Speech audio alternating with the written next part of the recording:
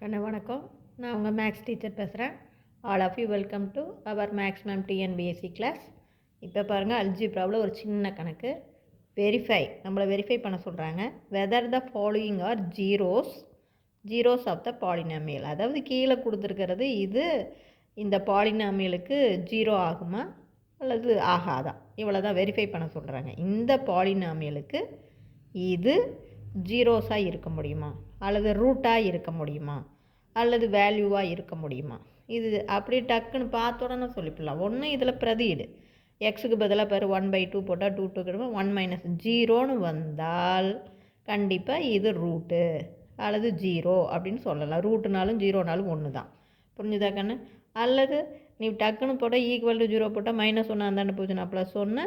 எக்ஸோடைய value டக்குன்னு equal to 0ன்னு போட்டு எக்ஸோடைய வேல்யூ கண்டுபிடிக்கும் போது இது வந்தாலும் நம்ம எக்ஸ் ஈக்குவல் டு 1/2 ஈஸிய root or zero or value அப்படின்னு சொல்லிவிடலாம்.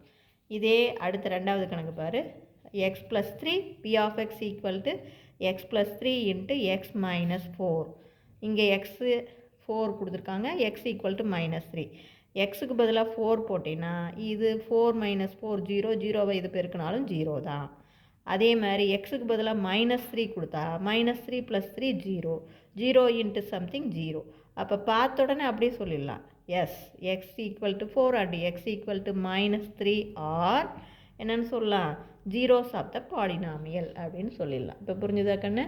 இதில் ஒன்றுமே இல்லை. இதை ஜஸ்ட் பிரதியிடு. ஆன்சர் 0 வந்தால் இட் இஸ் என்ன, ஜீரோஸ் ஆஃப் த பாலினாமியல் அல்லது root of the polynomial. Answer 0 வரலைன்னா it is not a solution, it is not a zero, it is not a root அப்படின்னு சொல்லிக்கலாம். புரிஞ்சுதா? ஆன்சர் நமக்கு பிரதியிடும்போது 0 வரணும். புரிஞ்சுதா சாமி? தேங்க்யூ.